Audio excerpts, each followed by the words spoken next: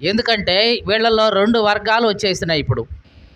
ఒకటి, దేవునిలో త్రిత్వం ఉంది అని 2 వర్గాల వాళ్ళు ఒప్పుకుంటున్నారు.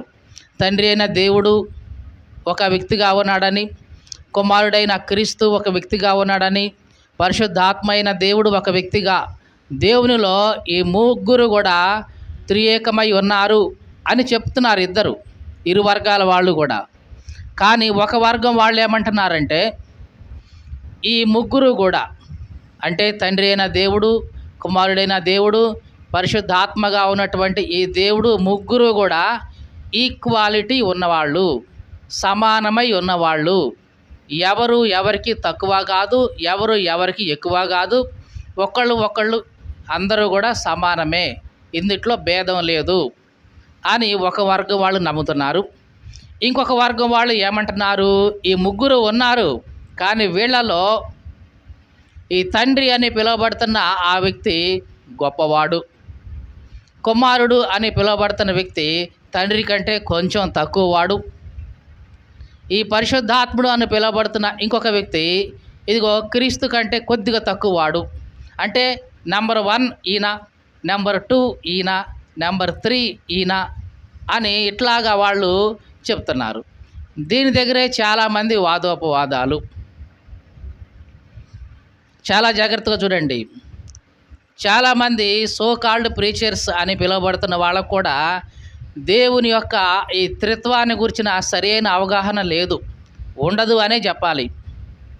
ఎందుకంటే ఒకవేళ ఉంటే గనక ఇక్కడ ఇటువైపు ఈ వర్గం వాళ్ళు ఎవరైతే తండ్రి, తర్వాత కుమారుడు, తర్వాత పరిశుద్ధాత్ముడు సమానమే అని చెప్తూ ఉన్నారో, వాళ్ళు ఈ వర్గం వాళ్ళు చూపిస్తున్నటువంటి అంటే తండ్రి అందరికంటే గొప్పవాడు, కుమారుడు కొంచెం తక్కువవాడు, పరిశుద్ధాత్ముడు అంతకంటే కొంచెం తక్కువవాడు అని వీళ్ళు చూపిస్తున్న ప్రతి రెఫరెన్స్ని ఎత్తి వీళ్ళు దేన్నైతే కోడ్ చేస్తున్నారో వాటన్నిటినీ వీళ్ళు కూడా కోడ్ చేస్తూ దానికి సరి అయిన ఆ అర్థాలు ఏమిటో వీళ్ళు చెప్పాలి.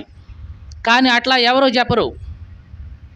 ఎంతసేపటికి వీళ్ళ వైపు నుంచి ఇదిగో తండ్రి కుమారుడు సమానమే అనే మాటల్ని ఆ రెఫరెన్స్లను చూపిస్తారు తప్ప, ఇదిగో కుమారుడు తండ్రి కంటే తక్కువ వాడుగా ఉన్న ఆ రెఫరెన్స్లు ఉన్నాయి చాలా, ఇవి వీళ్ళు ఎత్తి చూపించరు, వాటిని మాట్లాడరు.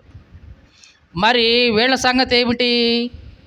ఏది కుమారుడు తండ్రి కంటే కొంచెం తక్కువ వాడు, పరిశుద్ధాత్ముడు ఆయన కంటే కొంచెం తక్కువ వాడు అని చెప్తున్న వీళ్ళకు అనుకూలమైన ఆ రెఫరెన్స్లనే పట్టుకొని ఇదిగో చూసివా కుమారుడు ఎట్లా అన్నాడు కాబట్టి కుమారుడు తండ్రి కంటే తక్కువ, పరిశుద్ధాత్ముడు యొక్క పని ఇది కాబట్టి పరిశుద్ధాత్ముడు క్రీస్తు కంటే కొంచెం తక్కువ అని చూపిస్తారే తప్ప, మరి వీళ్ళు ఈక్వాలిటీ అని చూపిస్తున్న ఈ రెఫరెన్స్లు ఉన్నాయే వాటిని పట్టుకొని వాటిని ఎక్స్ప్లెయిన్ చేయమంటే వీళ్ళు చేయరు.